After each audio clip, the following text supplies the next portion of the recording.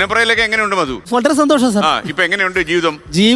കുഴപ്പമില്ല. അന്ന് ഞാൻ എപ്പോഴും പ്രാർത്ഥിക്കുന്ന ഒരു കാര്യമുണ്ട്, പട്ടിണി ഇടരുതേ എന്നൊരു പ്രാർത്ഥന ഉണ്ട്. അത് ആയില്ലല്ലോ ഇതുവരെ ദൈവം അങ്ങനെ വരുത്തിയിട്ടില്ല സാർ. മറ്റൊരു ഭാഗ്യമുള്ളത്, ഈ ഓണം ആകുമ്പോ എന്താണെന്നറിയാൻ പറ്റില്ല, എനിക്ക് ഫ്ലവേഴ്സുമായിട്ടൊരു ബന്ധമുണ്ട്. കൃത്യ ഓണ സമയത്ത് ഞാനിവിടെ കണ്ടിരിക്കും.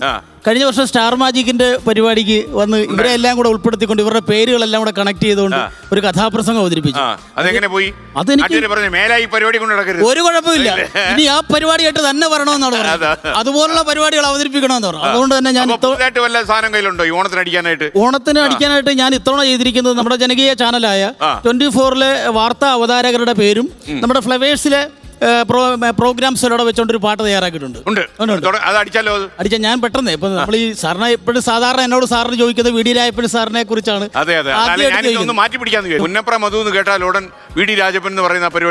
എന്റെ വൈഫ് പോലും രാത്രി രായപ്പന്ന് വിളിക്കുന്നത്.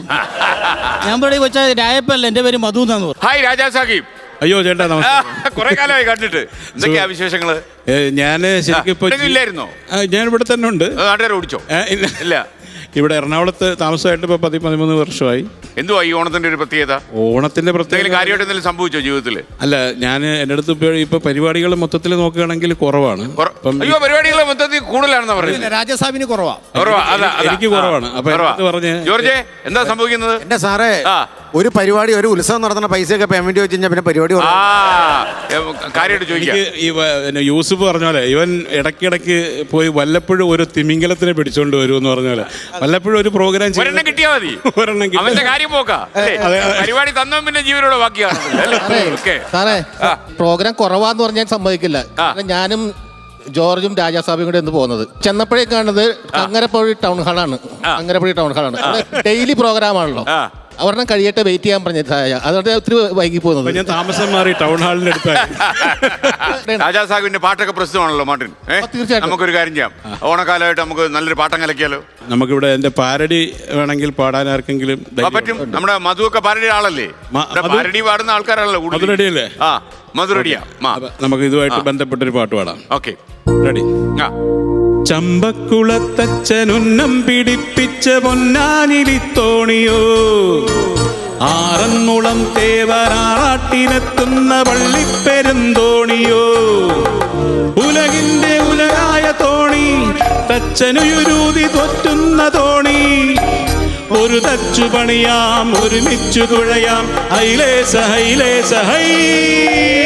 SKN സാറിന്റെ ടോക്ക് ഷോയോ കാണുവാൻ മില്യൺസും വ്യൂവേഴ്സുമാ, ഹൃദയത്തിലിടമുള്ള ചാനലോ നമ്പർ 124 ഫ്ലവേഴ്സും, ഉയിരിന്റെ ഉയിരായ ചാനൽ ഇത് ഗോകുലം ചെയർമാൻ ചാനൽ, നേരിന്റെ നേർക്കാഴ്ച 24 ന്യൂസും നമ്പർ 1 ചാനൽ ഫ്ലവേഴ്സ്.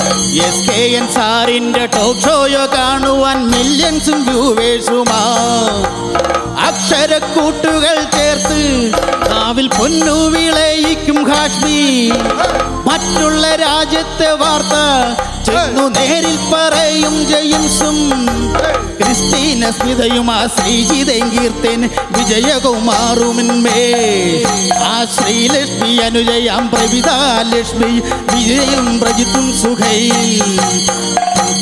സാറിന്റെ ടോക്ക് ഷോയോ കാണുവാൻ മില്യൺസും വ്യൂവേഴ്സുമാ, ഹാസ്യത്തിൻ മെമ്പൊടി ചേർത്ത് ഫ്ലവേഴ്സ് ചാനലിൽ പ്രോഗ്രാമിന്നേറെ, ഉരുളയ്ക്ക് ഉപ്പേരി പോലെ സ്റ്റാർ മാജിക്കിൻ കൗണ്ടർ തിളക്കം, കുസൃതിപ്പടകൾ തൻ കൊഞ്ചലു കേൾക്കുവാൻ പാട്ടിന്റെ ടോപ്പ് സിംഗറും.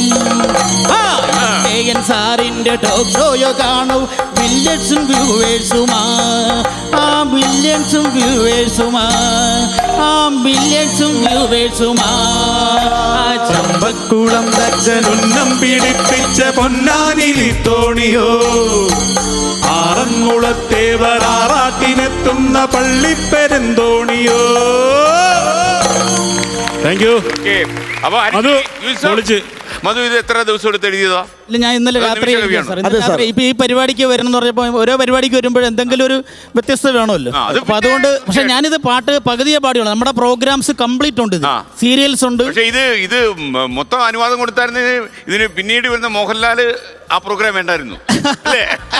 അല്ല, ഞാനത് പിന്നെ നമ്മുടെ ഫ്ലവേഴ്സിലെ എല്ലാ പ്രോഗ്രാമും ഞാൻ നമ്മുടെ ന്യൂസ് വായിക്കുന്ന പ്രജിനെ വിളിച്ച് ഞാൻ ന്യൂസ് റീഡേഴ്സ് ന്യൂസ് വായിക്കുന്നൊക്കെ അറിഞ്ഞു. എല്ലാ ന്യൂസ് റീഡേഴ്സിന്റെ, കാരണം ചിലരൊക്കെ മാറിയിട്ടും തിരിഞ്ഞിട്ടൊക്കെ ഉണ്ട്. അടുത്ത വർഷം അത് ഒരു ഉപകാരം ചെയ്യണം. എന്ത് ചെയ്യണം? കേരളത്തിലെ വാർത്താ ചാനലുകളിൽ എല്ലാ ന്യൂസ് വായിക്കുന്നുണ്ട് മൊത്തം പേരും വെച്ചൊരെണ്ണം എഴുതണം. തീർച്ചയായിട്ടും എഴുതാം.